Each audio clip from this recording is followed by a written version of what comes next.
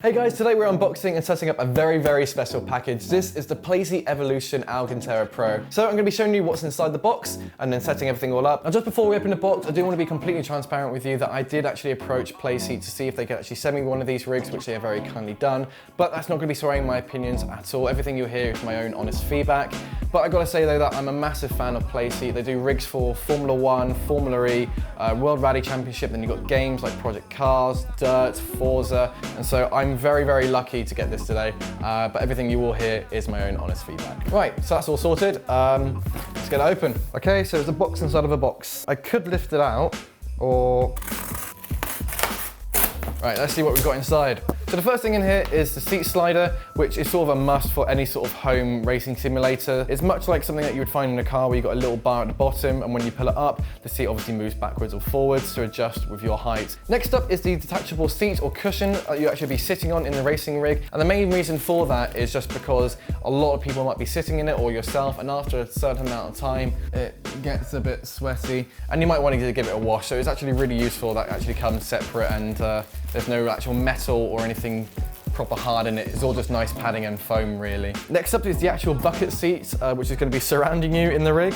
Oh, there we go. Now the bucket seat design, I am actually a massive fan of. Like, it knows it's going to be at home, and it's obviously quite a big rig, and so to have it being able to be collapsible so then it's not always taking up so much space, I really like. Next up is what I believe connects your seat to the actual steering column. Obviously it's got some weight to it because when you're driving around, you don't want your rig to go all flimsy like. Next here is the risers off the floor, and also I'm guessing all the screws as well. This is what your seat will actually be sitting on. So then your seat isn't sitting directly on the floor, and it also gives you the option to move your seat backwards and forwards and not having to worry about rubbing against the floor. And finally, we've got this, which is the Playseat floor mat, which is actually really useful. This is what your rig will actually sit on, and on the other side, it's actually got all these little studs in, which means it will really grip into your floor. You can obviously just have your simulator rig just sitting on the floor, but this method means that it's just a bit more stable and won't move around as much.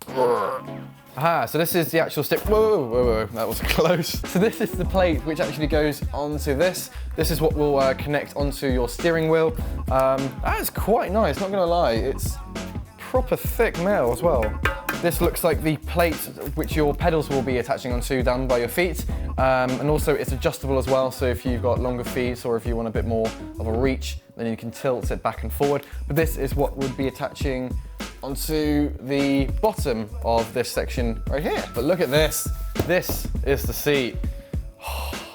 It looks really nice. I mean, I don't actually have the cushion in it at the moment, but like with most bucket seats, it's to keep you in place, and you're so you're not jolting around the whole time. And like with this, it feels really nice and sturdy. I like the back on it as well. That's like, it's not arching your back too much. First thing we're gonna do is actually put the slider itself onto the seat, and also you've got even instructions here saying screw this side onto the seat, this side to the front. That's really good because it's like small things like that which you got duplicates of everywhere, but if you have it in the wrong place, it could massively screw up something or even break something. Right then, let's get these attached.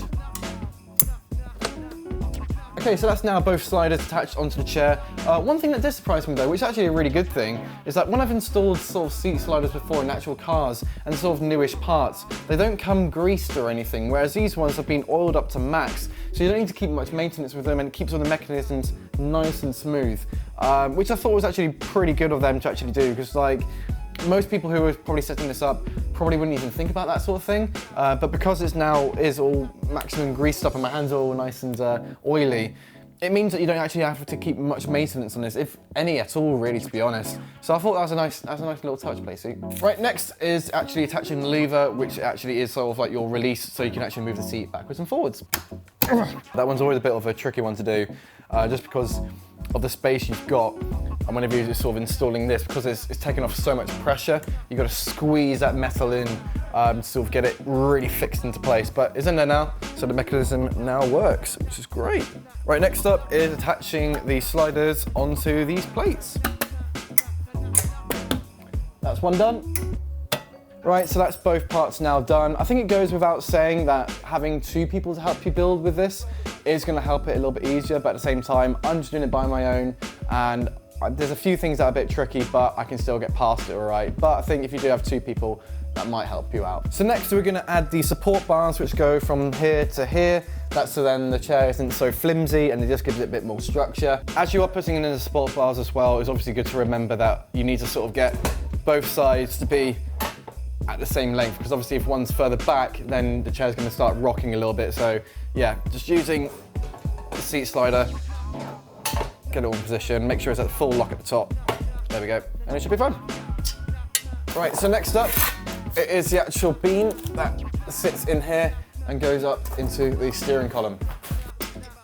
There we go, it is now standing by itself. So what I was mentioning earlier about this being adjustable, you've actually got 9 different notches for you to do. And it's not like one of these simple like sort of screw ones like that. You actually have to use an Allen key to actually properly fix it into place, which I kind of prefer, because with these ones, these tend to like get a bit loose, and these are the ones that you sort of adjust with over time. With these ones, you have to properly lock it off with an Allen key, which means that when you actually when you're racing, you're not gonna get any flex in this whatsoever. I mean, like, that's proper hard metal there. Right, so we're now into the final stages of literally connecting this into the bottom of here, and this connecting into the bottom of here. So at the bottom of the rig, there is 2 adjustable screws. This back one here is the actual length of the whole rig, but then this one here is actually to adjust the steering column. Obviously, it's all dependent on the driver, so I'm gonna get the seat, stick it on here, and then sort of adjust it to myself, basically, because I'll be driving it. There we go. Also, I forgot to mention, there is another screw underneath here to adjust the actual height of your steering wheel as well.